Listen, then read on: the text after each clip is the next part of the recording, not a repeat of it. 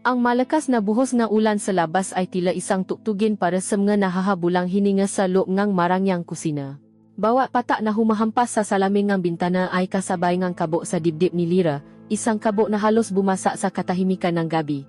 Marco! Hindi. Hindi pwede.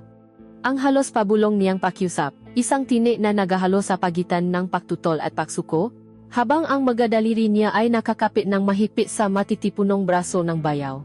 Ngunit ang kanyang maksalita ay tila nalunod sa isang halik na mainit, mapuso, at lasang ala at kasalanan. Ang nakamay ni Marco ay mariing nakahawa sa kanyang baywang, dinidiin ang kanyang katawan sa malamig na marmol ng kitchen counter, habang ang dilaw na ilaw mula sa itaas ay nakbibigay liwanag sa mabuting ang pawis sa kanilang mga balat. Ito ang rurok, ang pagsabog ng isang pagnanasang matagal na nilang ikinukubli sa mga ngiti at sa mga formal na pagbati. Ngunit paano nga ba sila umabot sa puntong ito, sa isang saglit na kayang wasakin ang lahat? Ilang linggo pa lang ang nakalilipas, ang lahat ay nasa ayos pa. Si Lira, isang freelance artist na may malamyos na ganda, ay pansamantalang nanirahan sa tahanan ng kanyang ate na si Isabela at ng asawa nitong si Marco. Kagagaling lang niya sa isang masakit na hiwalayan at kasalukuyan pang inaayos ang kanyang sariling apartment. Para sa kanya, ang pagtira sa napakagandang kondominium ng maasawa ay isang kanlungan. Hinahangaan niya ang perpektong buhay ng kanyang ate, isang matagumpay na doktor na may mapagmahal na asawa, isang arkitektong tinitingala sa larangan nito. Sa maunang araw, naramdaman ni Lira ang pagkailang, ang pakiramdam ng isang bisitang kailangang makibagay.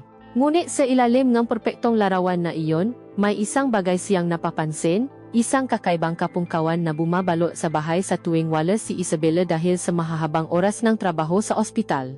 Isang kalungkutan na malinaw niyang nakikita sa mga mata ni Marco, isang kalungkutan na tila humihingi ng karamay sa gitna ng malawa at tahimik nilang tahanan. Ang nga unang araw ni Lira sa bahay ng kanyang ate ay nabalot sa isang manipis na hiya at pilit na pakikibagay.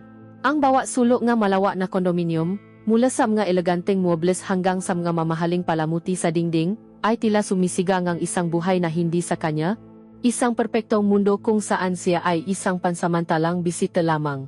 Tuwing umaga, maaga siyang gumigizing, tinitiyak na malinis at mayos ang kanyang silid, na parabang sa anumang sandali ay may susuri sa kanyang pananatili. Nakikita niya ang mga larawan ni Isabela at Marco na nakasabit sa pasilyo, mga larawan ng kanilang kasal, ng kanilang biyahe sa ibang bansa, mga ngiting masaya at kontento. Napapabuntong hininga na lang siya, isang paalala ng sarili niyang bigong paibig na sariwa pa rin sa kanyang alaala. Si Isabela, sa kabila ng pagiging abala, ay sinisiguradong comfortable siya. Ngunit ang makapausap nila ay laging mabilisan, laging may kasunod na paalam dahil sa isang tawa mula sa ospital. Ang tunay na presensya na palaging nandun ay si Marco. At sa simula ang presensya na iyon ay isang bagay na pinapasalamatan ni Lira. Si Marco ay hindi lamang isang bayaw, siya ay isang kaibigan. Sa umaga kung kailan na mamadali si Isabela, si Marco ang naiwan ng isang tasa ng mainit na kape sa tabi ng kanyang magamit sa pagpinta. Para sa ating artist, sasabihin nito na may kasamang magaan na ngiti, isang ngiti na umaabot hanggang sa mga mata nitong tila laging may bahid ng pagod. Napapansin nito ang malilit na bagay, mga bagay na hindi kailanman napansin ng kanyang dating kasintahan. Isang gabi, habang abala si Lira sa pagguhit sa sala, hindi niya namalayang lumalamig na pala ng husto dahil sa nakatodo na aircon. Naramdaman na lang niya ang isang kumot na dahan-dahang ipinatong sa kanyang nga balikat. Makakasakit ka niyan, sabi ni Marco sa mahinang boses, bago ito umupo sa kabilang dulo ng mahabang sofa, nagbuklat ng isang libro tungkol sa arkitektura. Walang masyadong salita sa pagitan nila, ngunit ang katahimikan ay hindi nakakailang, bakos, ito ay may dalang kapanatagan. Sa mga sandaling iyon, hindi maiwasan ni Lira na ikumpara si Marco sa kanyang ex na si Paolo. Si Paolo, na laging nagrereklamo sa amoy ng pintura, na naingayan sa tuno ng kanyang lapis, na hindi kailanman napakita ng interes sa kanyang sining. Samantalang si Marco, madalas niyang nahuhuling nakatitik sa kanyang gawa, nagtatanong tungkol sa kahulugan ng kulay na kanyang ginagamit, at nagbibigay ng papuring sinsero at hindi pilit. May talento ka talaga, Lira, minsan ay sabi nito, habang pinakmamasdan ang isang halos tapos ng tiyanfas. Hindi ko maintindihan kung paano ka binitawan ng gagong yon. Natigilan si Lira sa sinabi nito, isang kakaibang init ang gumapang sa kanyang pisngi. Ang salitang gago ay tila personal, tila may dalang proteksyon. Itinuring niya iyon bilang isang normal na reaksyon ng isang bayaw na nakmamalasakit. Iyon lang dapat. Iyon lang ang nararapat. Ngunit naksimula siyang mapansin ang iba pang bagay, naksimula siyang maging palaisip sa paraan ng pagtitik ni Marco. Minsan, kapag nakakasalubong sila sa pasilyo, ang mata nito ay hindi agad bumababa. Mananatili itong nakatitik sa kanyang mata ng ilang segundo na mas matagal kaysa sa karaniwan. Isang titik na malalim at tila may hinahanap. O kaya naman ay kapag nausap sila, mapapansin niyang ang tingin nito ay dumadapo sa kanyang malabi, isang mabilis na sulyap na agad naman nitong binabawi. Ipinagsawalang bahala niya ang ito. Marahil ay imahinasyon niya lang iyon. Isang epekto ng kanyang kalungkutan at pangangailangan sa atensyon. Subalit habang tumatagal, ang gabi ay nagiging mas tahimik at mas mahaba. Si Isabela ay madalas na may 24 na oras na duty, minsan ay 2 araw pang sunod-sunod. At sa gabing iyon, sina Lira at Marco na lamang ang naiwan sa malawak na apartment. Nakakaroon silang isang ritual. Mahahapunan sila ng sabay, mag-usap tungkol sa kung paano lumipas ang kanilang araw. Pagkatapos, habang si Lira ay nagtatrabaho sa kanyang sining, si Marco naman ay magtatrabaho sa kanyang laptop. At sa bandang hating gabi, kapag ang anto ay nagsisimula ng dumalaw, lalapit si Marco na may dalang 2 tasa. Coffee break, sasabihin nito. At doon, sa ilalim ng mahinang ilaw ngang sala, sa gitna ngang katahimikan ng natutulog na lungsod, sila ay mag-usap. Magpag-usap na mas malalim kaysa sa mga pinag-usapan nila sa umaga. Mga pangarap, mga kabiguan, mga takot. Nalaman ni Lira ang pangarap ni Marco na magtayo ng sarili nitong architectural firm, ang presya na nararamdaman nito mula sa kanyang pamilya.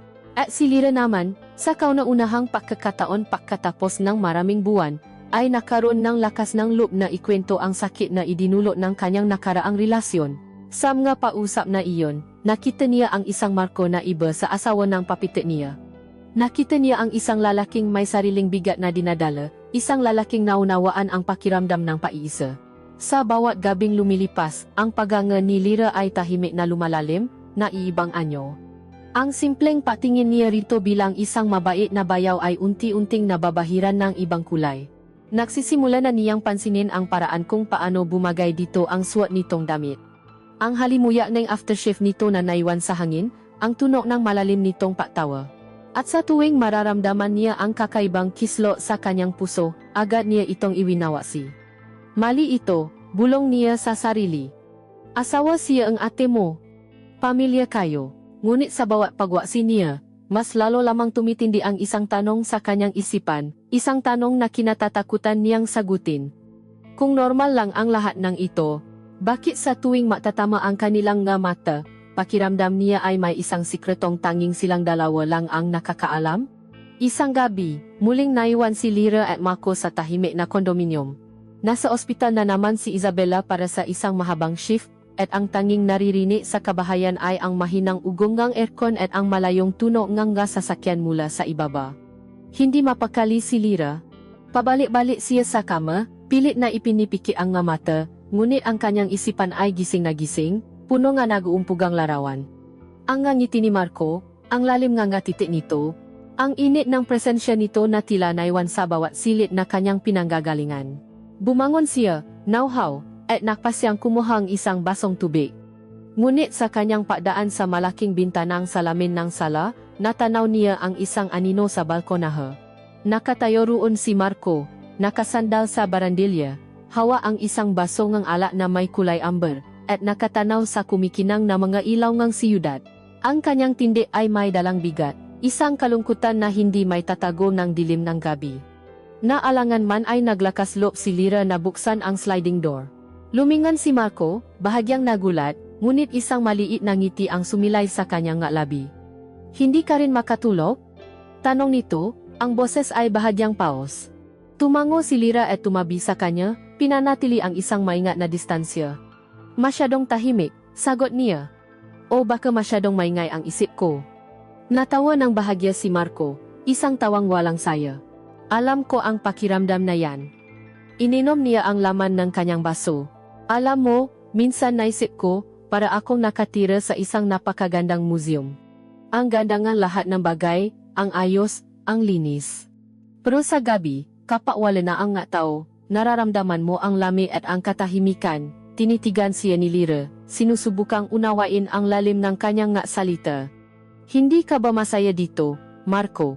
Ito ay isang matapang na tanong, isang tanong na lumampas sa linya ng pagiging makbayaw. Hindi agad sumagot si Marco.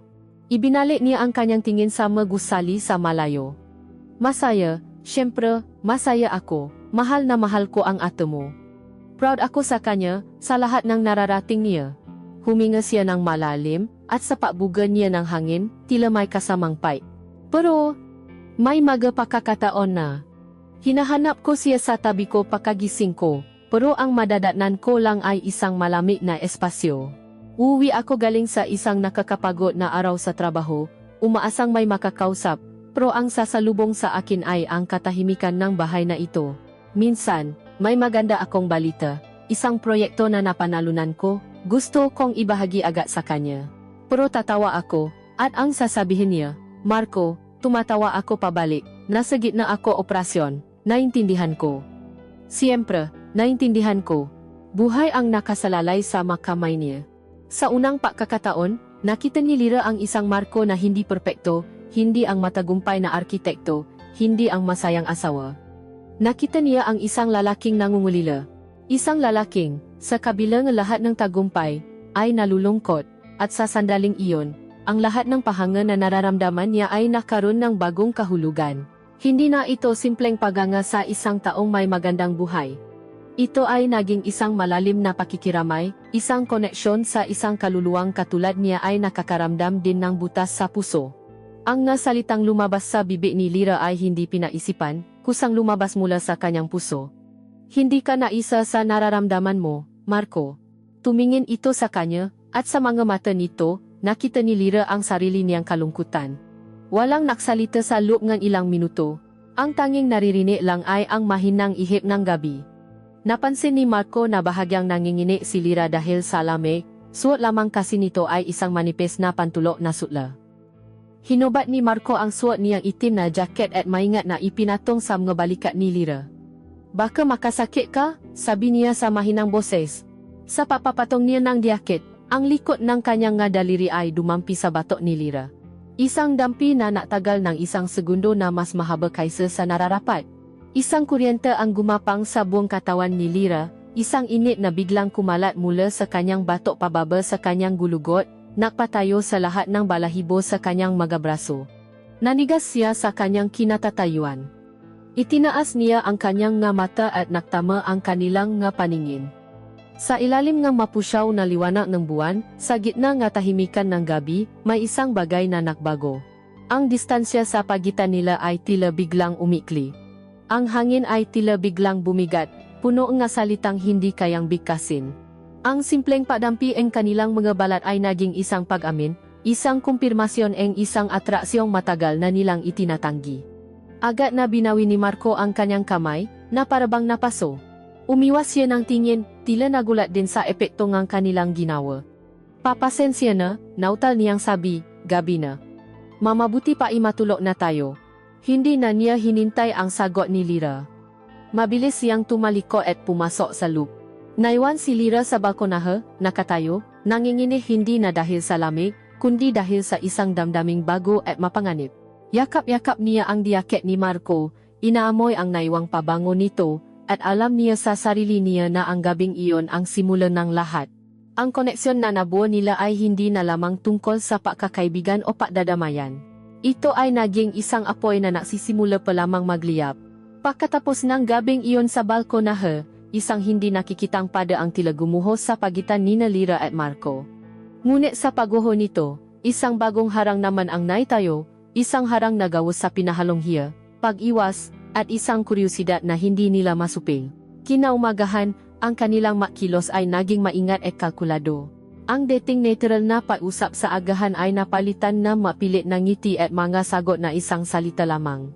Kung dati ay nagagawa nilang makatinginan ng diretso, ngayon, ang kanilang mga mata ay tila may sariling isip, laging umiwas, Laging naghahanap ng ibang bagay na maaring pagtuunan ng pansin ang tasa ng kape. Ang orasan sa dingding, ang tanawin sa labas ng bintana kahit ano, huwa lang ang mukha ng isa-isa. Subalit para kay Lyra, ang paiwas na ito ay isa lamang panlabas na anyo. Sa kanyang kalooban, isang bagong kamalayan ang nabuksan. Ang presensya ni Marco, na dati ay isang simpleng bahagi lamang ng kanyang araw-araw na buhay sa bahay na iyon, ay naging isang puwasang nangingibabaw, isang bagay na hindi niya maaring baliwalain. Nasimula niyang mapansin ang detalye na dati hindi niya pinapansin. Ang paraan kung paano nito isinusuklay ang kanyang buhok gamit ang daliri kapag siya ay malalim na nag-isip habang nakatutok sa blueprint. Ang bahagyang pakunot ng kanyang kapag may sinusubukan siyang lutasin. Ang paraan ng paggalanga kanyang kamay na malalaki. At may kakayahang gumuhit ng perpektong linya at magdisenyo matatayo na gusali. Ay nagsimulang makaroon ng ibang kahulugan sa kanyang isipan. Ang bawat kilos nito ay tila isang dahan-dahang pagtatanghal na para lamang sa kanya. Ang amoy ng kanyang pabango sa umaga, isang sariwang amoy na may halong sandalwood, ay tila nanunot sa kanyang sentido, naiwan sa hangin ng matagal kahit nakaalis na ito papunta sa opisina. Ang tunog ng kanyang boses kapag may kausap sa telepono, malalim at may autoridad, ay nagpapadala ng kakaibang kilabot sa kanyang gulugot. Sa tuwing maririnig niya, ang pagdating ng sasakyan nito sa hapon, isang hindi may paliwanag na kabaang namumuo sa kanyang dibdib, isang haloan na pananabi at takot. Ang dating bayaw na kanyang iginagalang ay unti-unting nagiging isang lalaki sa kanyang paningin, isang lalaking kaakit-akit, isang lalaking ipinagbabawal. At sa bawat bagong pagtuklas, kasunod nito ang isang alon ng pagkakasala, asawa siya ni ate, paulit-ulit niyang paalala sa sarili, Isabella, trust you. Ang masalitang iyon ay naging isang mantra, isang panalangin na paulit-ulit niyang binibigkas sa paasang maililitas siya nito mula sa kanyang sariling mainiisip. Ngunit ang tukso ay isang aninong hindi niya matakasan, lalo na sa isang bahay kung saan ang bawat sulok ay may alaala nilang dalawa. Isang hapon, habang si Lyra ay naghahanda ng merienda sa kusina, narinig niya ang pagbukas ng pinto sa master's bedroom at ang tunog ng shower. Kakatapos lang ni Marco sa kanyang pa-ehersisyo sa gym ng gusali. Normal na hapon. Normal na gawain. Ngunit para kay Lyra, wala nang normal. Nagpatuloy siya sa kanyang ginagawa, pilit na iwinawa ang imahe ni Marco sa kanyang isipan. Pagkatapos ng ilang minuto, lumabas siya ng kusina upang bumalik sa kanyang silid. Ang daan patungo ron ay sa tapat mismo ngang banyo ang master's bedroom. At sa pagdaan niya, napansin niyang hindi ito nakasara ng maigi. May isang maliit na siwang, sapat lamang upang makita ang isang bahagi ng kung ano ang nasa loob. Hindi niya sinasadya. O marahil, sa isang sulok ng kanyang isipan, hinayaan niyang maganap ang pagkakataon. Ang kanyang mata ay tila kusa na lamang huminto. Sa loob ng isang segundo na parang isang kawalang hanggan, sumilip siya. At ang kanyang nakita ay isang imahang habang buhay na magmamaka sa kanyang alaala. Sa gitna ng makapal na singaw ng mainit na tubig, natanaw niya ang likod ni Marco. Isang likod na malapat at matipuno, ang nakalamnan ay malinaw na nakaguhit, kumikintab dahil sa mapatak ng tubig na dumadaloy mula sa kanyang basang buhok pababa sa kanyang balat. Ang liwanag mula sa bintana ng banyo ay tumatama sa kanyang balikat, lumilihang ang isang perpektong anino na nakbibigay diin sa kanyang lakas. Ang imahe ay hindi malaswa, bakkus, ito ay parang isang obra maestra, isang marmol na estatwa na binigyan ng buhay. Ngunit sa ilalim ng pahangang iyon ay isang apoy na biglang naalap sa kaibuturan ni Lyra. Ang kanyang pahinga ay biglang huminto. Ang kanyang puso ay nasimulang tumibo ng napakabilis, na para bang gusto nitong kumawala sa kanyang dibdib. Isang matinding init ang biglang bumalo sa kanyang buong katawan, mula sa kanyang paapaya sa kanyang pisngi. Pakiramdam niya, ay nahuli siya sa isang akto ng pagnanakaw, nananakaw ng isang bagay na napakapribado at napakaintimo. Dali-dali siyang tumalikod, ang kanyang mahabang ay mabilis at halos walang tuno, hanggang sa marating niya ang kaligtasan ng kanyang silid. Isinara niya ang pinto at sumandal dito, habol ang kanyang hininga. Napapikit siya ng mariin, ngunit ang imahe ay naroon pa rin. Malinaw na malinaw, nakaukit sa likod ng kanyang mata. Ang imaheng likod ni Marco, basang-basa, malakas, at hindi kapani-paniwalang kaakit-akit. Ang dating hindi nakikitang tukso ay nakaroon na ngayon ng isang konkretong anyo. Ang dating mapantasya na pilit niyang iwinawak ay nakaroon na ngang isang muha, isang katawan.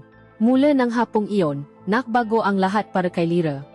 Ang nga gabi ay naging isang uri ng pagpapahirap. Sa pagiga niya sa kama, ang imahang iyon ay bumabalik, at kasama nito ang matanong na hindi niya dapat inisip. Ano kaya ang pakiramdam na haplusin ang balat na iyon? Ano kaya ang pakiramdam ng gabisit na iyon sa kanyang paligid? Ang kanyang nga pangarap ay napuno ng nga anino at mga bulong, mga eksenang hindi dapat mangyari. At dahil dito, nagsimula siyang maging mas maingat sa kanyang sariling itsura. Hindi niya namamalayan, mas madalas na siyang tumitingin sa salamin. Naglalagay siya ng counting lipstick kahit nasa bahay lang. Pinipili niya ang madamit na mas napapatingka sa kanyang hubo. Hindi ito isang sadya o planadong panunukso. Ito ay isang likas na reaksyon ng isang babae na biglang naging lubos na mulat sa kanyang sariling pagkababae at sa pagkalalaki ng isang taong hindi dapat para sa kanya. Ang tukso ay hindi na isang multo sa dilim. Ito ay naging isang buhay na apoy, at alam ni Lyra na kung hindi siya maingat, pareho silang masusunog. Ang balita ay dumating na parang isang biglaang pagbabago sa ihip ng hangin. Si Isabela ay kailangang lumipat patungong Cebu para sa isang National Medical Conference na tatagal ng 1 linggo. 1 linggo. 7 araw. 168 oras. Para kay Isabela, ito ay isang mahalagang pagkakataon para sa kanyang karera. Para kay Lyra at Marco, ito ay isang sentensya ng kalayaan at kasabay nito, isang sentensya ng kapahamakan. Sa araw ng paalis ni Isabela, ang tatlo ay nasa sala, ang hangin ay siksik sa hindi masabing salita. Si Isabela, sa kanyang abalang paghahanda, ay hindi napapansin ang kuryenteng namamagitan sa kanyang asawa at kapatid. Bago siya umalis, niyakap niya ng mahigpit si Lyra. Ikaw na muna ang bahala kay Marco, ha? Huwag ninyong hayaang puro trabaho ang atupagin niyan. Ngumiti lamang si Lyra, isang ngiting hindi umabot sa kanyang nga mata. Pagkatapos ay hinarap ni Isabela si Marco, inayos ang kwelyo en damit nito at binigyan ito en isang mahabang halik. I'll miss you, bulong nito. I'll miss you too, sagot ni Marco, ngunit ang kanyang nga mata, sa ibabaw malikat ni Isabela, ay nakatingin kay Lyra. Isang tingin na puno ng hulugan, isang tingin na nakpatigil sa pahinga ang dalaga. Nang sumara ang pinto at naiwan silang dalawa, isang nakabibinging katahimikan ang pumuno sa buong condominium. Tila biglang lumawa ang espasyo, ngunit kasabay nito, tila bigla rin silang natrap sa loop nito, na parang dalawang estranghero sa isang desyertong isla. Ang unang ilang oras ay puno ng paiwas. Si Lyra ay nakulong sa kanyang silid, na kunwaring abala sa kanyang pagpipinta. Si Marco naman ay pumasok sa kanyang study, isinupsop ang sarili sa malano at disenyo. Ngunit ang presensya ng isa-isa ay parang isang malakas na magnet, humihila, nararamdaman kahit sa makabilang pader. Pagsapi ng gabi, ang pag-iwas ay naging impossible na, kumakalam na ang kanilang matiyan, at ang katahimikan ay nagiging isang uri ng pagpapahirap. Si Marco ang unang sumuko. Kumato ito sa silid ni Lyra. Lyra, nagugutom ka na ba? Tanong nito mula sa labas. Naalinlangan si Lyra bago buksan ang pinto. Medyo. Sagot niya. Gusto mo bang ma-order na lang tayo? Pwede, sabi ni Marco. Oo. Pwede rin tayong magluto. May mabinili si Isabela na sangkap para sa adobo bago siya umalis. Ang suhestyon ay simple at walang malisya, ngunit sa pagitan nilang dalawa, ito ay isang imbitasyon. Isang imbitasyon na gawing normal ang isang sitwasyong malayo sa pagiging normal. Pumayag si Lyra. Ang kusina, na naging saksi sa marami na nilang tahimik na pagtatakbo, ay muling naging kanilang entablado. Ngunit sa pagkakataong ito, iba ang himi. Naglabas si Marco ng isang boteng red wine. Para hindi tayo kabahan, biro niya, ngunit alam nilang pareho na may mas malalim na kahulugan ang alok na iyon. Ang pagbubukas ng bote ng ala, ang tunog ng pagbuhos nito sa dalawang babasaging kopa, ay tila isang senyalis na ang nga pader na kanilang itinatayo sa buong araw ay opisyal ng binabaklas. Nagsimula silang magluto. Ang kanilang makilos ay naging isang sayaw na puno ng pag-ingat at pananabi.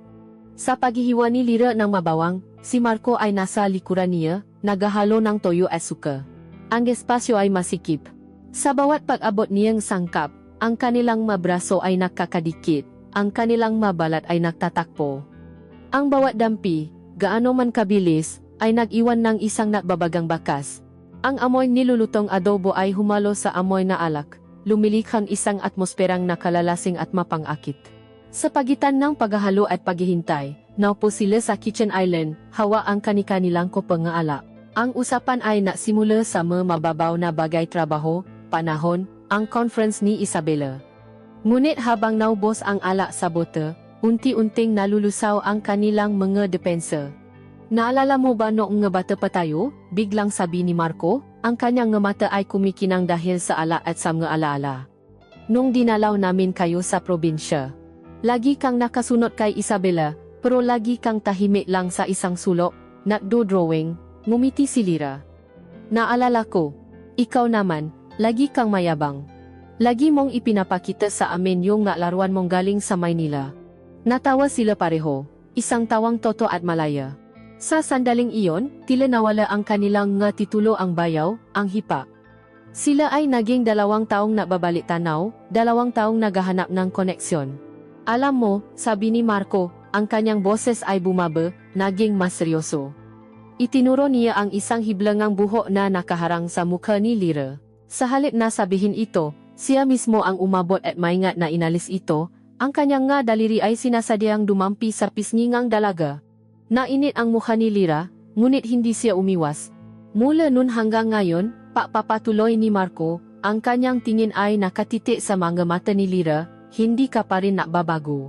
Mahilig ka pa rin matago sa likod ng iyong signing. Pero ang hindi alam ng marami, mas malakas ka kaysa sa inaakala nila. Ang papuri ay tumagos sa puso ni Lira, hindi dahil sa masalita, kundi dahil sa paraan ng pagkakasabi nito, sa paraan ng pagtingin sa kanya ni Marco na parabang nakikita nito ang kanyang kaluluwa. Kumain sila ng hapunan sa ilalim ng mahinang ilaw ng dining area. Ang adobo ay masarap, ngunit halos hindi nila nalasahan ang pagkain. Ang kanilang buong atensyon ay nasa isa't isa. Inilapit ni Marco ang kanyang upuan. Ang kanilang nga tuhod ay halos makadikit na sa ilalim ng mesa. Pagkatapos ay nagsalita siyang muli, ang kanyang boses ay halos isang bulong na, "Ang ganda ng buhok mo, Lira." Lalo nakapa na sisinagan ng ilaw. Napahawa si Lira sa kanyang buhok, hindi alam ang sasabihin.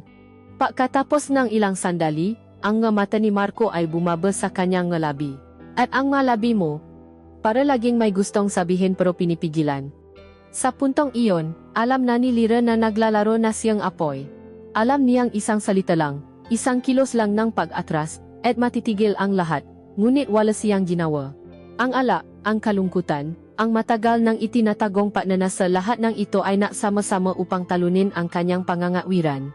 Sa halip na umiwas, itinaas niya ang kanyang baba, isang tahimik na hamon, isang tahimik na papayag.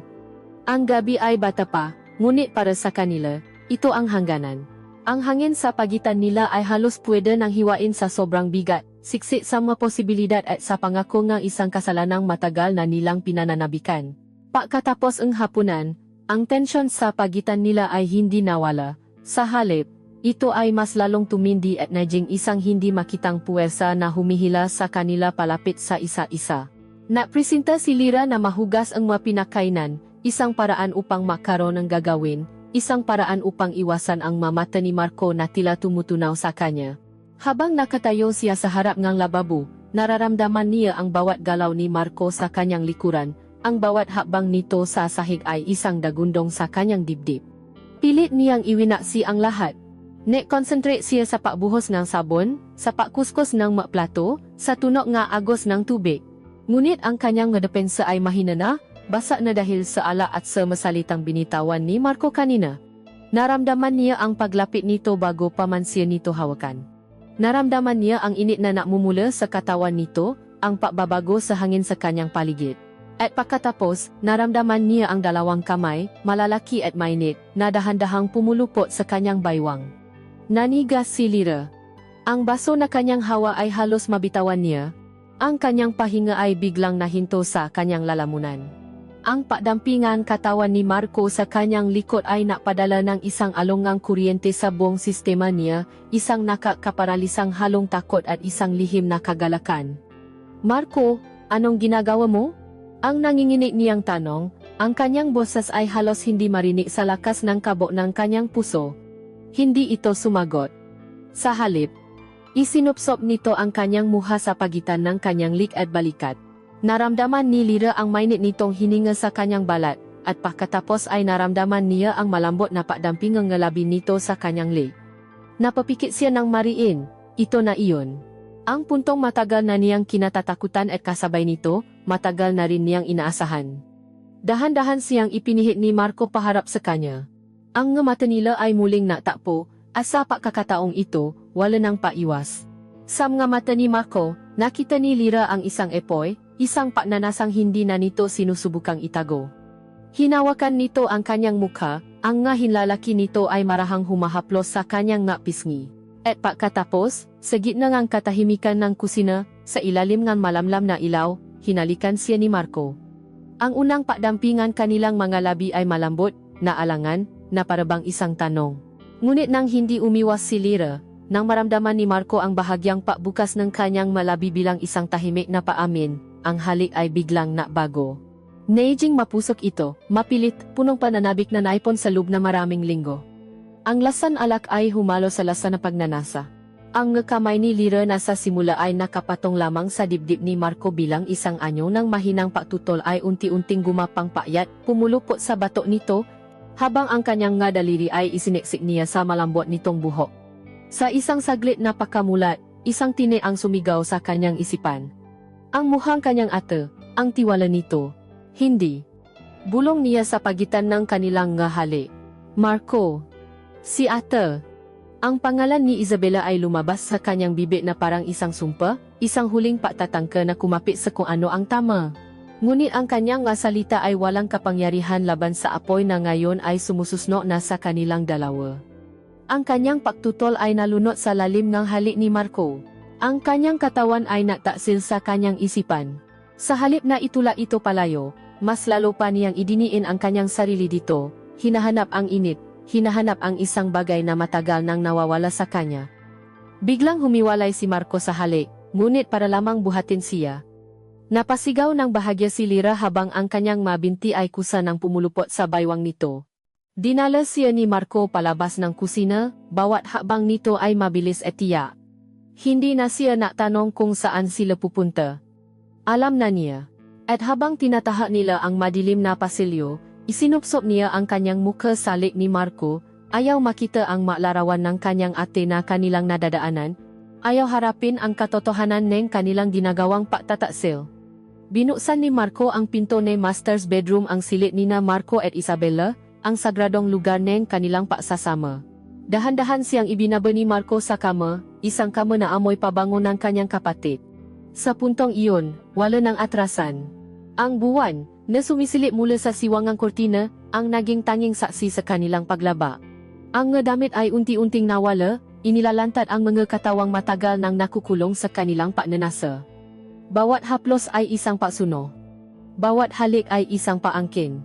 Ang nga bulong ng pagtuto ni Lyra ay naging nga ungol ng kasiyahan. Ang gabing iyon ay isang badyo ng mga emosyon.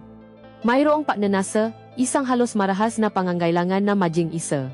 Mayroong kalungkutan, ang bigat ng kanilang kasalanan na tila isang aninong nakamasit sa kanila. At mayroong ginhawa, isang mapait na ginhawa sa wakas na pagsuko sa isang bagay na kapwa nila alam na hindi na nila kayang labanan. Ang bawat paggalaw ay may kasamang alaala, ito ang kama kung saan natutulo ang kanyang ate, ito ang mga unan na niyayakap nito, ito ang lalaking nangako dito ang habang buhay. Bawat pagdampi ay may kasamang sakit at sarap. At sa rurok ng kanilang pagsasama, habang ang kanilang makatawan ay nanginginit sa isang ritmo, ang ngaluhang pumata mula sa mata ni Lyra ay hindi niya tiyak kung dahil ba sa sukdulang kasiyahan o sa sukdulang kalungkutan. Pagkatapos ng lahat, sa katahimikan ng gabi, nakahiga sila sa gitna ng nagusot na kumot, hindi nagsasalita, hindi nakatinginan. Ang init ng kanilang magkatawan ay unti-unting napapalitan ng lamig ng katotohanan. Walang salitang kailangan. Alam nila pareho na sa gabing iyon, hindi lamang sila basta tumawid sa isang hangganan. Winasa nila ito, at ang mga piraso nito ay mananatiling nakakalat sa kanilang nga buhay magpakailanman. Ang sina nga araw na tumagos sa siwangang kurtina ay tila isang mapanghusgang daliri na itinuturo ang kasalanang naganap sa dilim. Nagising si Lyra na mabigat ang pakiramdam, na parabang may isang malaking bato na nakadagan sa kanyang dibdib. Ang unang pumasok sa kanyang isipan ay hindi isang panaginip, kundi isang alala na napakalinaw, napakatoto, at napakasakit. Ang amoy ni Marco na naiwan sa kanyang balat, ang multo nga halik nito sa kanyang ngalabi, ang nga marka sa kanyang braso na nasisilbing ebidensya ng isang gabing hindi na niya maaring bawin. Dahan-dahan siyang bumangon mula sa kanyang kama, gumagalaw na parang isang mananakaw sa sarili niyang pansamantalang tahanan. Isinara niya ang kanyang pinto ng walang ingay at naglakad patungo sa banyo. Sa pagdaan niya sa sala, natanaw niya si Marco sa kusina, nakatalikod, nagtitimpla ang kape. Ang pamilya na isura nito sa umaga, isang imahang dati ay nabibigay sa kanya ng kapanatagan, ay ngayon ay nadudulo ng isang matinding kirot. Hindi siya nito napansin. Nagmadali si Lyra na pumasok sa banyo at nilo ang pinto. Sumandal siya rito, napapikit ng mariin, habang ang nga imahein na daang gabi ay sunod-sunod na naglalaro sa kanyang isipan. Ang paraan ngang pagbuhat sa kanya, ang pagbaksa nila sa kama ng kanyang kapatid, ang bawat haplos, ang bawat ungol.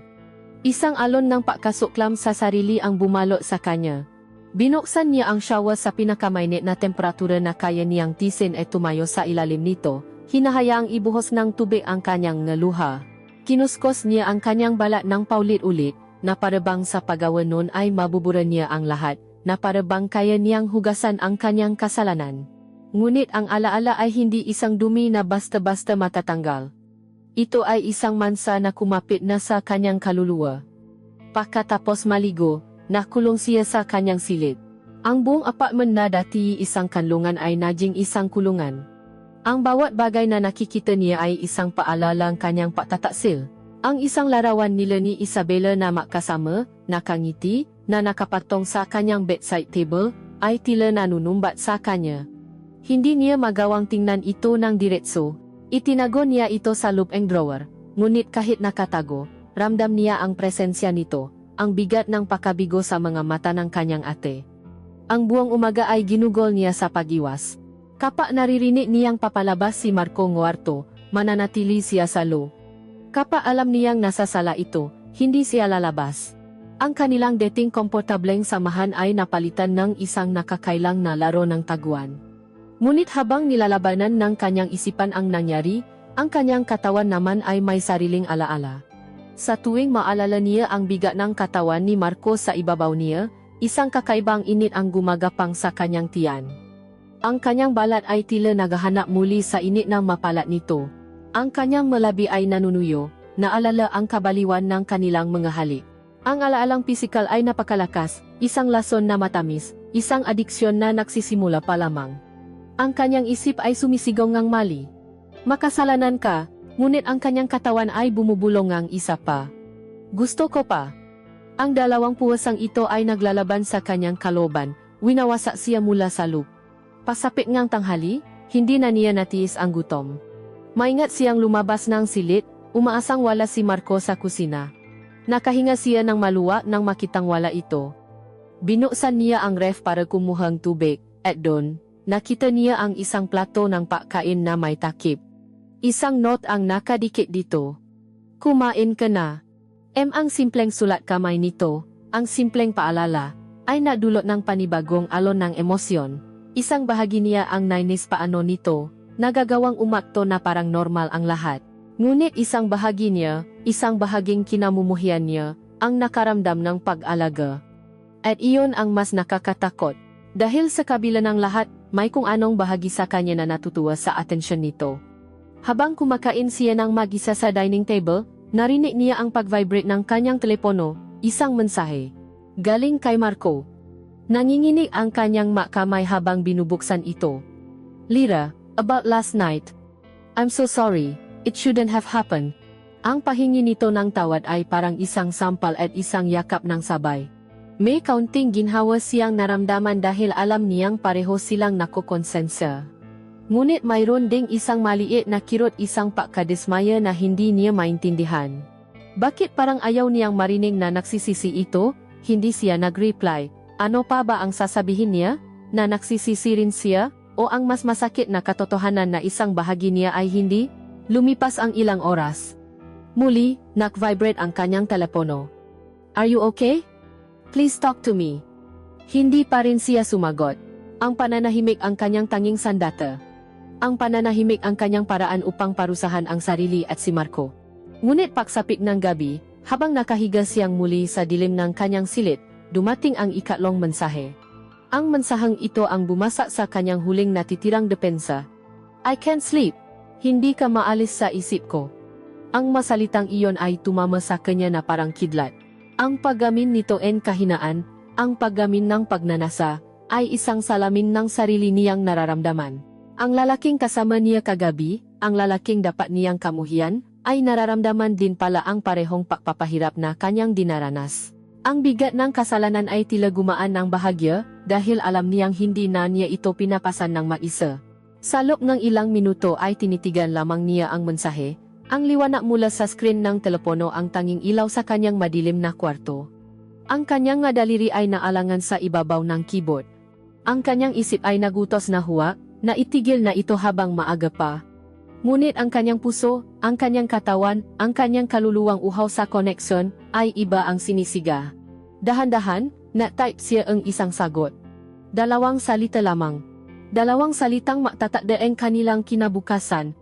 2 salitang selyo ang kanilang tuluyang pagkakasala. Ako rin. Metu. Pagkasen niya nito, ipinikit niya ang kanyang mamata.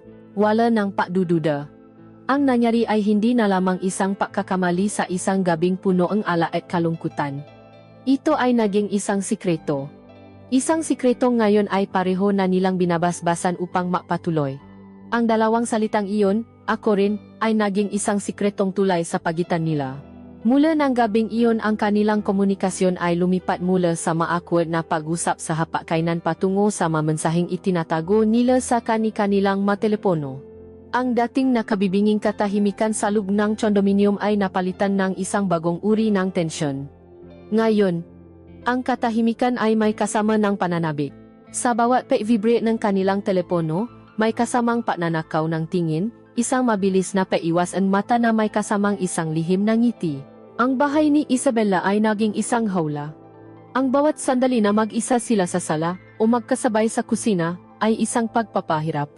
Gusto nilang mausap, gusto nilang malapat muling ang balat, ngunit hindi mari. Ang multo ni Isabella ay naroon, sa bawat litrato, sa bawat gamit, sa bawat sulok. Ang hangin ay siksik na siksik sa mapaknanasang hindi may sakatuparan. Isang hapon, habang nakakapa sila sa sala, makalayo sa makabilang dulo ng sofa, dumating ang isang mensahe mula kay Marco, kahit na 3 metro lang ang layo nila sa isa-isa. Hindi ko na kaya to. Napatingin si Lyra sa kanya, at nakita niya ang parehong paghihirap sa mga mata nito. Nag-reply siya. Ang alin? Ang sagot ni Marco ay mabilis. Ito. Ang lapit natin pero ang layo. Ang hirap huminga dito. Labas tayo. Kahit saglit lang. Ang suwestyon ay mapanganib. Isang pag-abang palabas sa kanilang sikretong mundo patungo sa realidad kung saan maaari silang makita. Ngunit ang ideya na makasama siya ng malaya, na makapausap ng hindi bumubulong, ay masyadong nakatutukso para tanggihan. Nakita sila sa isang maliit at hindi kilalang coffee shop sa isang bahagi ng Quezon City na malayo sa kanilang mga karaniwang pinupuntahan. Si Lyra ang unang dumating. Bawat tunaong pagbukas ang pintoong coffee shop ay nagpapakaba sa kanya. Nang pumasok si Marco, suot ang isang simpleng t-shirt at maong, tila ito isang ordinaryong tao at hindi ang bayaw niya. At sa isang saglit, naramdaman ni Lyra na para silang isang normal na matdate. Ngunit ang pakiramdam ay agad na nawala, pinalitan ng bigat ng kanilang sitwasyon. Ang kanilang pausap sa simula ay pautal-utal, puno ng baksang walang katuturan. Ngunit sa ilalim ng mesa, ang kanilang nga paa ay nahanap ng paraan upang magtakpo. Isang maliit na dampi, na sinundan ng isang marahang pahaplos. Ang maliit na kontak na iyon ay mas malakas pa kaysa sa anumang salita. Dahan-dahan, nawala ang kanilang pakailang. Nagsimula silang makwento, maktawanan. Sa loob ng isang oras, sa maliit na sulok na iyong ang coffee shop, nakalimutan nila kung sino sila. Sila ay naging si Lyra at si Marco lamang, 2 taong nakakaintindihan, 2 taong uhaw sa koneksyon. Ngunit ang oras ay lumilipat, at ang pagnanasang pisikal na kanilang pinipigilan sa loob ng ilang araw ay nasimula ng maingay. Ang ngatiti ay naging mas matagal, ang ngiti ay naging mas makahulugan. Gusto mo bang dumaan sa apartment mo? Biglang sabi ni Marco, ang kanyang boses ay bahagyang namamaos. Tingnan natin kung ano na ang progress ng renovation. Ang masalitang iyon ay nakabitin sa hangin sa pagitan nila. Pareho nilang alam na hindi ang renovation ang tunay na dahilan. Ito ay isang alok. Isang paanyaya. Ang puso ni Lyra ay dumagundong. Ang paksang-ayon dito ay isang paamin na ang nangyari sa kanila ay hindi isang pagkakamali, kundi isang bagay na gusto niyang ulitin. Tinitigan niya si Marco, at sa mga mata nito, nakita niya ang parehong tanong, ang parehong pagnanasa. Dahan-dahan siyang tumango. Sige? Halos pabulong niyang sagot. Ang biyahe papunta sa apartment ni Lyra ay tahimik, ngunit isang katahimikang puno ng kuryente. Pagdating nila ron, ang amoy ng bagong pintura at alikabo ang sumalubong sa kanila. Ang magagamit ay nakabalot sa puting tela, na parang ngamulto sa isang abandonadong bahay. Ang sahi ay may mga bahaging semento pa lamang. Ang lugar na iyon, na hindi patapos at magulo, ay tila isang perpektong salamin ng kanilang relasyon, isang bagay na itinatayo sa isang pundasyong hindi pa buo, isang bagay na magulo at puno ng panganib. Pagkasara pa lamang ng pinto, wala nang salitang namutawi. Agad na hinila ni Marco si Lyra palapit sa kanya at siniil ito ng isang halik. Ngunit ang halik na ito ay iba sa nauna. Ang unang halik nila ay puno ng desperation at alak. Ito ay si Nadia, ito ay may katiyakan. Ang bawat paggalaw ng kanilang ngalabi ay isang deklarasyon ng isang piniling desisyon. Ang kanilang kamay ay sabit na naglakbay, tinutuklas ang bawat isa na parabang ito ang unang pagkakataon. Hinubat ni Marco ang kanyang blusa ng dahan-dahan, ang kanyang mata ay hindi bumibitiw sa pagkakatitik sa kanya, na parabang kinakabisa ang bawat pulgada ng kanyang balat. Hinaplos naman ni Lyra ang likod nito, ang matitipunong kalamnan na dati ay sa kanyang imahinasyon lamang niya nahahawakan. Dinala siya ni Marco sa gitna ng sala at marahan silang napaluhod sa isang lumang kutso na nakalatak sa sahig, ang tanging malambot na bagay sa loob ng silit na iyon. Sa gitna ng alikabo at ng amoy ng pintura, sa ilalim ng sina ng hapon na tumatagos sa maruming bintana, muli silang naging isa. Ngunit sa pagkakataong ito, mas mabagal, mas mapanuklas. Bawat halik, bawat haplos, ay isang paraan ng paaral sa isa't isa. Inalis nila ang lahat ng pakukunwari. Dito, sa magulong apartment na ito, hindi siya ang hipa, at hindi rin ito ang bayaw. Sila ay dalawang katawan at kaluluwa na naghahanap ng kanlungan sa isa't isa, gaano man ito kapanganib. Ang ungol ay mas malaya. Ang paggalaw ay mas may tiwala. Ang kasalanan ay naroon pa rin, isang mahinang ugong sa kanilang maisipan, ngunit sa masandaling iyon, ang tinig ng pagnanasa ay mas malakas, mas nangingibabaw. Lyra, ang pagbigkas ni Marco sa kanyang pangalan ay parang isang panalangin at isang sumpa ng sabay. Marco, sagot niya, isang pagsuko sa isang tuksong alam niyang sisira sa kanilang lahat. Pagkatapos ng lahat, habang nakahiga sila sa lumang kutson, pawisan at hingal, ang katahimikan ay muling bumalik.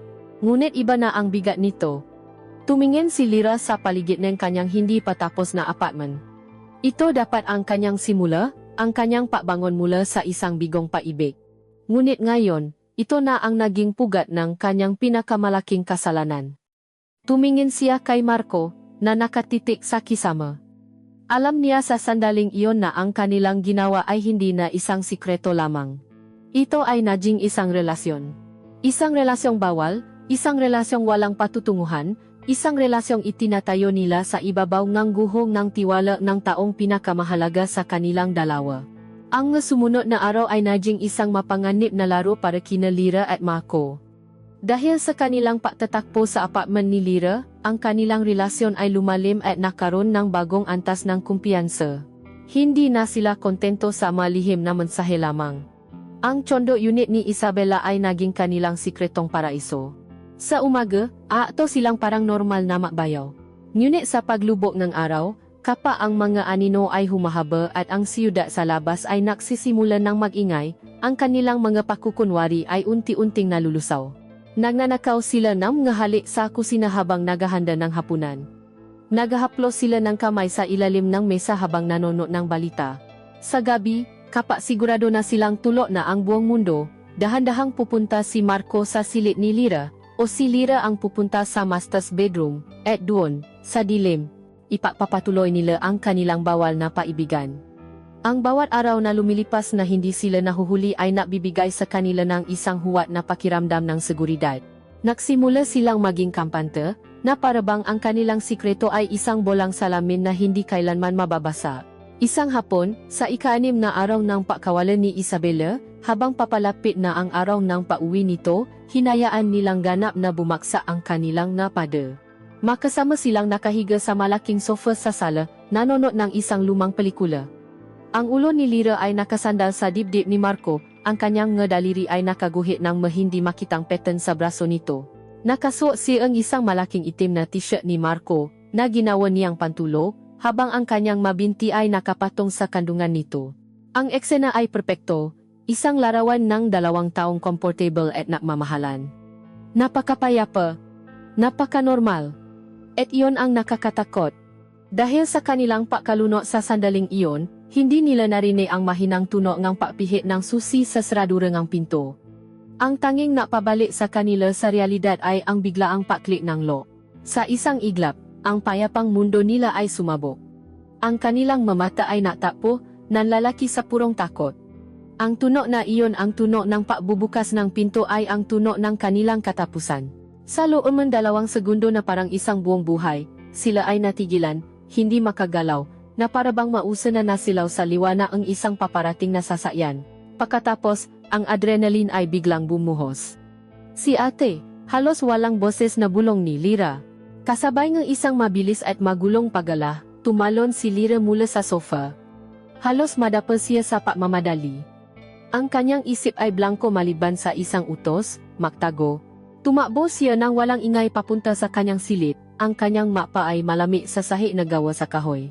Habang tumatakbo, hinuhubat na niya ang t-shirt ni Marco. Ang tela ay tila dumidikit sa kanyang balat dahil sa biglaang pagpapawis. Sa sala, si Marco ay kumilos na parang isang sundalong sinasanay para sa ganitong sitwasyon.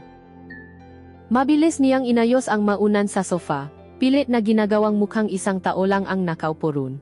Kinuha niya ang baso ni Lyra na may natira pang iced tea at dinala ito sa kusina. Ang kanyang puso ay dumadagundong sa kanyang dibdib, bawat tibo ay isang malakas na kalabo sa kanyang tainga.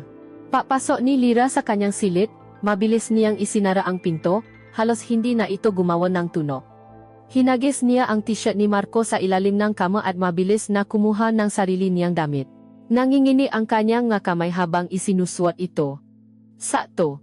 Pagkasara ng pinto ay kanyang silid, bumukas ng tuluyan ang pinto sa labas. Surprise! Ang masayang boses ni Isabela ay umalingaw-ngaw sa buong condominium, isang boses na dati musika sa kanilang pandinig ngunit ngayon ay tunog ng isang alarma. Mula sa kanyang silid, narinig ni Lyra ang pausap. Bella, akala ko bukas ka pa. Ang boses ni Marco, pilit na pinapakalma ngunit may bahid ng pangingini na tanging si Lyra lang ang makakapansin. Nakansel yung huling seminar, kaya na-rebook ko yung flight ko. I wanted to surprise you. Huminga ng malalim si Lyra at binuksan ang kanyang pinto, isang peking ngiting ang pagkagulat ang nakapaskil sa kanyang mukha. Ate, andito ka na pala. Sinalubong niya si Isabela ng isang yakap na mahigpit at puno ng sinungalingan. Ang kanyang katawan ay naninigas sa takot na baka may maamoy si Isabela, baka may makita itong kakaiba. Namiss kita, bunso, sabi ni Isabela, yumakap pabalik. Pagkatapos ay bumitaw ito at hinarap si Marco, ang kanyang mga mata ay nagniningning sa pananabi. Niyakap niya ng mahigpit ang kanyang asawa. At doon, sa gitna ng kanilang pagyayakapan, biglang huminto si Isabela. Kumunot ang kanyang no. Sabi niya, habang nakasupsop pa rin ang kanyang mukha sa lik ni Marco. Ang bango mo. Ngumiti si Marco, ngunit isang ngiting pilit. Bagong pabango yan. Regalo mo sakin, di ba? Hindi yan, sabi ni Isabela, bahagyang lumayo upang tingnan ang mukha ng asawa. Amoy, pambabay. Naamoy ko yung shampoo ni Lyra sayo. Ang mundo ay tila huminto sa pag-ikot. Si Lyra, na nakatayo sa di kalayuan, ay naramdamang nanlamig ang kanyang buong katawan. Ito na. Huli na sila, ang kanyang isip ay sumisiga. Ngunit si Marco, sa kabila ng kanyang sariling takot, ay nagawang maisip ng mabilis. Natawa ito ng bahagya, isang tawang pilit. Ah, yan ba? Napatulong kasi ako kay Lyra na magluto ng merienda kanina. Alam mo na, ang clumsy niyan. Natapunan niyang kaunti yung damit ko habang naghahalo. Tumingin si Isabela kay Lyra, na parabang naghahanap ng kumpirmasyon. Mabilis na tumango si Lyra, kasabay ngang isang kinakabahang tawa. Sorry, kuya, sabi ko sa'yo magingat ako, Tinitigan sila ni Isabela ng ilang sandali, isang tingin na hindi mabasa ni Lyra. Pagkatapos, ngumiti ito at kinurot ang pisngi ng asawa. Kayo talaga. O sige na, tulungan niyo na akong mapasok ng gagamit. Pagod na pagod ako sa biyahe. Napatuloy ang lahat na parang walang nangyari. Nausap sila, naktawanan, nagapunan. Ngunit sa ilalim ng lahat ng iyon, sina Lyra at Marco ay gumagalaw na parang nga robot. Ang kanilang ngiti ay hindi umaabot sa kanilang nga mata. Ang kanilang nga tawa ay walang laman. Ang bawat salita ni Isabela ay parang isang suntok sa kanilang mga sikmura. Pagsapit ng gabi, pagkatapos nilang maglikpik, pumasok na ang maasawa sa kanilang silid. Naiwan si Lyra sa sala, nakatitik sa kawalan. Ang muntik na pagkahuli sa kanila ay isang malakas na sampal ng katotohanan. Ang kanilang sikretong mundo ay hindi pala kasing tibay ng inaakala nila. Ito ay marupo, babasagin, at anumang oras ay maaring madurog. Sa gabing iyon, hindi nakatulog si Lyra. Nakahiga siya sa kanyang kama, dinig na dinig ang mahinang tunog ng tawanan nina Isabela at Marco mula sa kabilang silid. Ang bawat halakak ng kanyang kapatid ay parang isang patalim na tumutusok sa kanyang puso. Nakaligtas sila ngayon, pero paano sa susunod? Ang kili at pananabik ng kanilang bawal na relasyon ay biglang nabahiran ng isang bagong emosyon, isang dalisi at nakakaparalisang takot. Ang pagbabalik ni Isabela ay nagdalay na isang bagong gurian ng pierno sa luben ng kondominium. Ang dating takot na mahuli ay napalitan ng isang mas malalim at mas masakit na parusa, ang araw-araw na panono sa katotohanan ng kanyang pagtataksil. Para kay Lyra, ang bawat ngitingang niyang kapatid ay isang sampal. Ang bawat halik nito kay Marco ay isang saksak sa kanyang puso. Ang bahay na dati naging kanlungan at sikretong pugat ng kanyang bawal na paibig ay naging isang teatro ang kanyang kasalanan, at siya, kasama si Marco, ang mga pangunahing akto sa isang dulangang pagkukunwari. Ang pinakamasakit ay ang makita ang mga sandali ng tunay na pagmamahal sa pagitan ng maasawa. Isang gabi, dumating si Isabela mula sa ospital, ang pagod ay malinaw na nakaguhit sa kanyang mukha. Walang imik na lumapit si Marco, pinaupo ito sa sofa, marahang inalis ang sapatos nito, at sinimulang masahiin ang gapaan nito. Walang sinabi si Isabela, ipinikit lang nito ang kanyang nga mata at bumuntong hininga ng may ginhawa. Si Lyra, na nakatayo sa may pintuan ng kusina, ay napatiti sa eksena, isang simpleng kilos ng pag-alaga. Isang tahimik na pag-unawa sa pagitan ng mag-asawa. Sa sandaling iyon, nakita niya hindi lamang ang asawa ng kanyang kapatid, kundi ang isang mabuting lalaki na may kakayahang magpakita ng tunay na pagmamahal. At ang lalaking iyon, ang mabuting lalaking iyon, ay siya ring lalaking kanyang inaakit palayo, ang lalaking kanyang sinisira. Tila isang tinik ang bumaon sa kanyang lalamunan, tumaliko siya at tahimik na pumasok sa kanyang silid, dala ang isang sakit na hindi niya maipsan. Ang masumunod na araw ay mas lalong nakpahirap sa kanyang kaloban. Isang umaga, habang sabay-sabay silang nag-agahan, masayang nakwento si Isabela tungkol sa isang lote na tinitignan nila sa Tagaytay. Perfect yun, Marco. Sabi nito, ang kanyang nga mata ay naniningning sa pangarap. Imagine, ikaw ang magde-design ng dream house natin. Isang bahay na may malaking garden, at siyempre, may sapat na espasyo para sa isang nursery.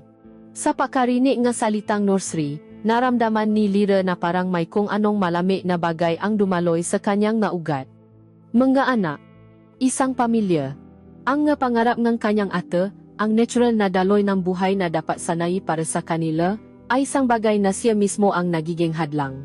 Napayuko siya at itinuon ang pansin sa kanyang pagkain, na parabang sa paggawa nun ay may tatago niya ang biglaang pamumutlang kanyang mukha. Dahil sa mga sandaling ito, isang desisyon ang nabuo sa isipan ni Lyra. Kailangan na itong matapos. Hindi dahil sa takot na mahuli, kundi dahil sa katotohanang hindi na niya kayang sikmurain ang bigat ng kanyang kasalanan.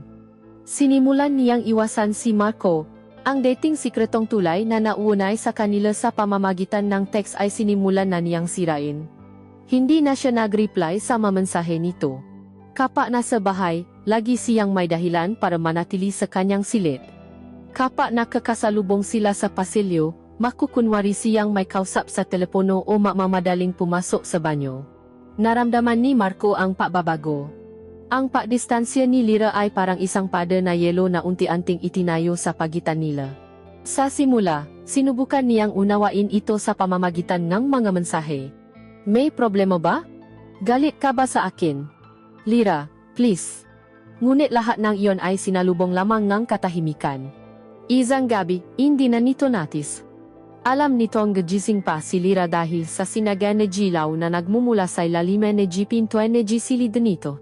Si Isabela ay mahimbing nang natutulog, pagod mula sa isa na namang mahabang araw sa ospital. Hinintay ni Marco ang tamang pagkakataon. Nang lumabas si Lyra upang kumuha ng tubig, tahimik siyang sumunod dito sa kusina.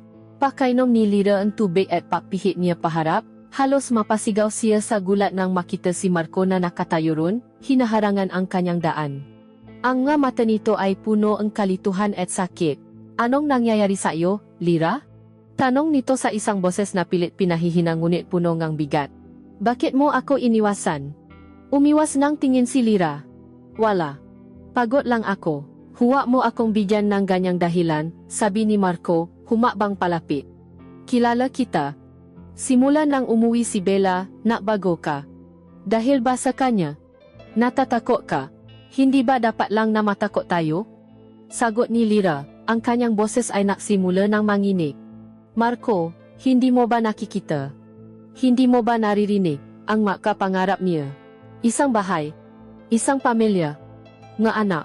Sinisira natin ang lahat ng yun. Eh paano naman tayo? Ang halos pabulong na sigaw ni Marco. Ang kanyang makamay ay naikuyom sa kanyang tagiliran. Walang halaga ba ang lahat ng to sa iyo? Akala mo ba para sa akin, laro lang to? Lyra, sa iyo ko lang naramdaman na buhay ako ulit. Sa iyo ko lang naramdaman na may nakakakita sa akin. Hindi bilang asawa ni Dra. Isabela, kundi bilang ako lang. Kapag kasama kita, payapa ako. Ang pagamin ni Marco, sa halip na magdulot na ali, ay mas lalo lamang nagdulot na sakit kay Lyra. Ang ngaluha na kanina pa niya pinipigilan ay naksimula ng mamuo sa kanyang nga mata. Payapa? Nangingini niyang tanong. Ito ba ang kapayapaan, Marco? Ang magtago? Ang magsinungaling sa bawat pahinga natin? Ang makita ko ang kapatid ko araw-araw at malaman na tinatraidor ko siya sa likod niya? Hindi ito kapayapaan. Ito ay isang dahan-dahang pakpatay sa ating mga kaluluwa. Kaya anong gusto mong mangyari? Tanong ni Marco, ang desperasyon ay malinaw na sa kanyang tinik. Itigil na lang natin to na parang walang nangyari.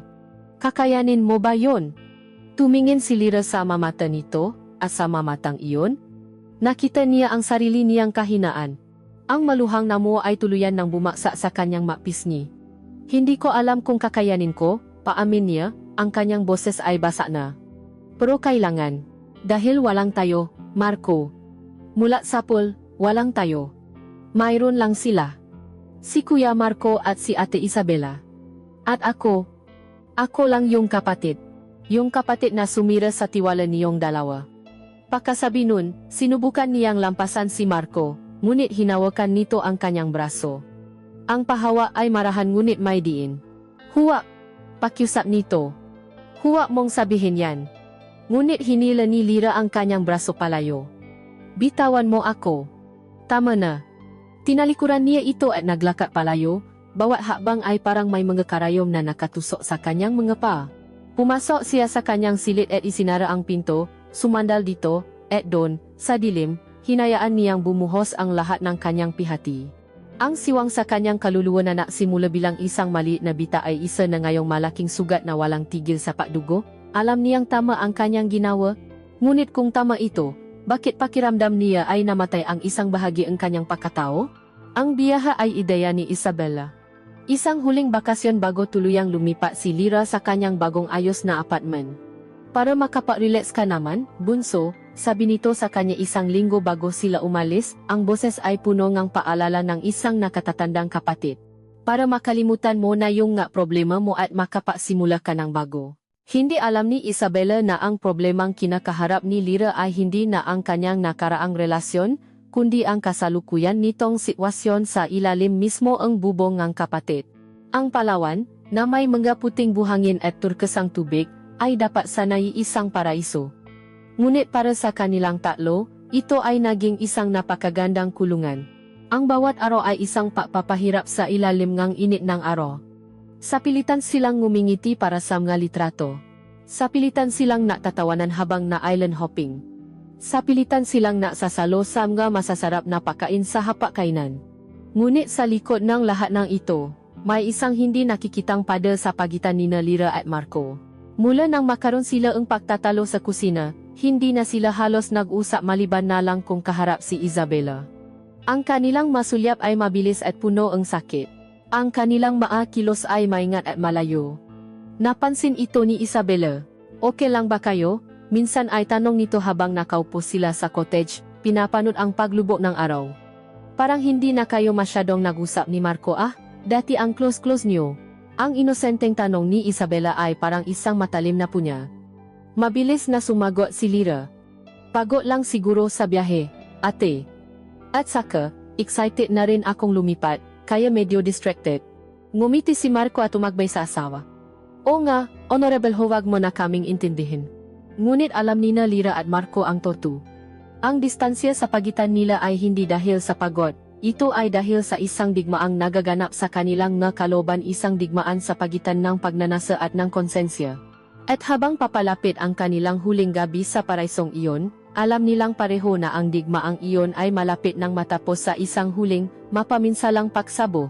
Sa kanilang huling hapunan, ang tensyon ay halos nahihipon na. Nakaupo sila sa isang restaurant sa tabi ang dagat, ang liwanag ngang ngasulo ang tanging ilaw sa kanilang nga mukha.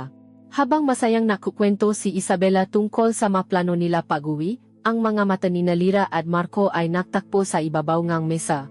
Sa sulyap na iyon, walang salitang namutawi, ngunit ang kanilang kaluluwa ay nausap, ito na ang huli. Hindi maaring matapos ng ganito. Hindi maaring matapos sa ganitong klase ng malamig na pag-iwas. Ang sulyap na iyon ay isang paalam, isang pakiusap, at isang pangako ng isang huling pagtatakbo. Pagkatapos ang hapunan, unang umakyat si Isabela sa kanilang bungalo, dala ang pagod ng buong araw na pamamasyal. Susunod na kami, ate, sabi ni Lyra. Maglalakat-lakat lang muna kami sa dalampasigan.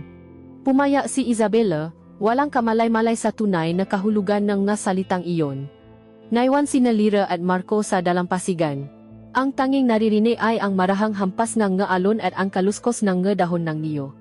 Naglakat sila ng walang imik, ang kanilang nga pa ay lumulubok sa malami at basang buhangin.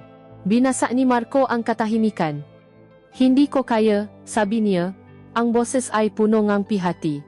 Ang alin? Tanong ni Lyra. Kahit alam na niya ang sagot. Ito, sabi ni Marco, huminto at humarap sa kanya. Ang liwanag ng buwan ay tumatama sa kanyang muha, na bibigay diin sa sakit sa kanyang mga mata. Ang makunwari na wala lang ang lahat. Ang makita ka araw-araw at hindi ka mahawakan. Ang umalis ka sa bahay at malaman na iyon na ang huli. Hindi ko kaya, Lyra. Tumulo ang maluha ni Lyra. Pero kailangan, Marco. Ito ang tama. Alam ko, sagot niya. Pero bago natin gawin ang tama, pwede bang sa huling pagkakataon, hayaan nating maging makasalanan tayo. Hinila niya si Lyra palayo sa mataong bahagi ng dalampasigan, patungo sa isang lugar na natatakpan ng malalaking bato at ng lilim ng mapuno.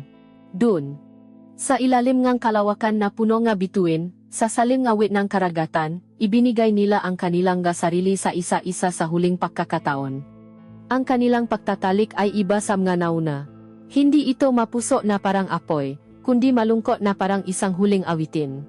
Bawat halik ay may lasang alat-alat ng dagat at ng kanilang nga luha. Bawat haplos ay isang pagsasawlo, isang pagtatangkang ikulong ang bawat kurba, ang bawat pulgada ng balat sa kanilang memorya. Ito ay isang desperadong pagtatangka na punan ang kanilang mga sarili ng sapat na alaala na magtatagal sa kanila habang buhay. Walang ungongang purong kasiyahan, sa halip, mga hikbingang pamamaalam. Sila ay 2 taong nalulunod, at sa halip na sumigaang sa lolo, pinili nilang yakapin ang isa-isa habang sabay silang lumulubo sa kadiliman. Sa kanilang pakalunod sa sarili nilang mundo ng pagnanasa at kalungkutan, hindi nila alam, hindi nila napansin, na sa itaas, sa balkon na hanggang isa sa mga bungalo ang kanilang bungalo ay may isang aninong nakatayo. Isang anino na lumabas lamang upang damhin ang simoy ng hangin ng gabi at pakmasdan ang ganda ng buwan. Ngunit sa halip na kapayapaan, isang imahang impyerno ang kanyang natunghayan. Mula sa itaas, sa gitna ng kadiliman, malinaw na nakita ang anino ang 2 katawan na makayakap sa dalampasigan. Ang kanilang ngahubat na balat ay kumikinang sa ilalim ng mapusyaw na liwanag ng buwan. Ang anino ay hindi gumalaw, hindi sumigaw, hindi umiyak. Nanatili lamang itong nakatayo, na parang isang estatwang bato, habang ang kanyang mundo ay tahimik na dinudurog. Sa ibaba, sa dalampasigan, pagkatapos ng lahat, makayakap sina Lyra at Marco, ang kanilang mapahinga ay unti-unting kumakalma. "Paalam Marco," bulong ni Lyra. "Paalam, Lyra," sagot niya, kasabay ng isang huling, mapait na halik. Tumayo sila, inayos ang kanilang nga sarili, at naglakad pabalik. Iniwan ang kanilang nga kasalanan na nakabaon sa buhangin ng Palawan. Akala nila, ang sikreto nila ay ligtas. Akala nila, ang sakit ay maksisimula pa lamang bukas. Hindi nila alam na ang kanilang mundo ay gumuho na pala. At ang tao mismong sumira nito ay tahimik na naghihintay sa kanilang pagbabalik. Ang pagalis sa Palawan ay hindi naging isang patakas, kundi isang pahatak pabalik sa isang mas malupit na realidad. Bawat isa sa kanila ay umuwi dala ang bigat ng manangyari sa ilalim ng buwan, ngunit tanging isa lamang sa kanila ang tunay na nakakalam ng buong katotohanan. Agad na isinupsop ni Lyra ang kanyang sarili sa paglilipat. Ang kanyang apartment, na dati inaging saksi sa kanilang sinadyang pagkakasala, ay ginawa niyang isang kuta. Bawat sulok ay nilinis niya, bawat pader ay pininturahan niya ang bagong kulay, na parabang sa paggawa nun ay mababago rin niya ang maalaalang nakakapit dito. Itinigil na niya ang lahat ng komunikasyon kay Marco. Ang matawa nito ay hindi niya sinasagot. Ang mamensahe nitong puno ng pakiusap at pag-aalala ay binubura niya ng hindi man lang binabasa. Ito ang kanyang parusa sa sarili. Ang pagputo sa koneksyon na minsan ay naging sentro ng kanyang mundo. Ang inaasahan niyang komprontasyon mula kay Isabela ay hindi kailanman dumating. Sa halip, ang kanyang ate ay naging mas maalaga, mas mapakmahal. Tumatawag ito araw-araw para kumustahin siya, nagpapadala ng pagkain, naalok ng tulong sa paayos ng kanyang bagong tirahan. Ang bawat kilos ang kabaitan ni Isabela ay parang isang mainit na baka na idinidiin sa balat ni Lyra, isang paalalang isang tiwalang dinuro niya ng walang kapatawaran. Ang katahimikan ni Isabela ay mas nakakabingi kaysa sa anumang siga, mas masakit kaysa sa anumang sampal. Lumipas ang ilang buwan. Ang dating apoy sa pagitan nina Lyra at Marco ay naging malami na abo, ngunit ang usok ng kanilang kasalanan ay nanatiling nakabalot sa kanilang mga buhay. Isang paanyaya ang dumating para sa kaarawan ng kanilang ina, isang pagtitipon na hindi maaring tanggihan ni Lyra. Sa unang pagkakataon sa loob ng maraming buwan, mapipilitan silang makaharap na muli. Sa araw ng pagdiriwang, habang naghahanda si Lyra sa harap ng salamin, isang estranghero ang tumingin pabalik sa kanya. Ang kanyang nga mata ay nawalan ng dating kislap, napalitan ng isang permanenteng lungkot. Pumayat siya, at ang kanyang ngiti ay laging pilit at hindi umaabot sa kanyang nga mata. Pagdating niya sa bahay ng kanilang nga magulang, naroon na silang lahat. Ang masayang tawanan at kwentuhan ay tila isang ingay mula sa ibang mundo. At pagkatapos, nakita niya si Marco. Nakatayo ito sa isang sulok, may hawak na baso ngala. Ang dating kumpiyansa sa tindig nito ay wala na. Bahagyang hukot ang mga balikat nito, at ang kanyang mukha ay tila mas tumanda ang ilang taon. Natama ang kanilang mga mata mula sa kabilang dulo ng silid. Walang ngiti, walang tango. Isang sulyap lamang na naglalaman ng isang buong aklat ng mga salitang hindi nila masabi, pagsisisi, pangungulila at isang parehong bigat ng pagkakasala. Biglang lumitaw si Isabela sa tabi ni Marco, umakbay dito, at ngumiti ng napakatamis kay Lyra. "Bunso, buti nakarating ka," sabi nito. Ang kanyang boses ay masaya at normal. Si Isabela ay namumukot tanggi. Mas lalo siyang gumanda, mas naging magaan ang kanyang aura. Siya ang larawan ng isang babaeng masaya at kontento. Isang perpektong maskara para sa isang pusong basag. Ang buong gabi ay naging isang palabas. Si Lyra at Marco ay maingat na umiwas sa isa-isa, habang si Isabela naman ay ang perpektong asawa at kapatid, laging nakangiti, laging naasikaso. Nang matapos ang gabi at oras na para umuwi, nagpaalam si Lyra sa lahat. Hinatid siya ni Isabela hanggang sa may pintuan. Silang dalawa na lang. Ang masayang ingay sa loob ng bahay ay tila biglang humina. "Mag-ingat ka sa pet drive," sabi ni Isabela sa isang boses na malambing. Tumango si Lyra, sabik nang makaalis.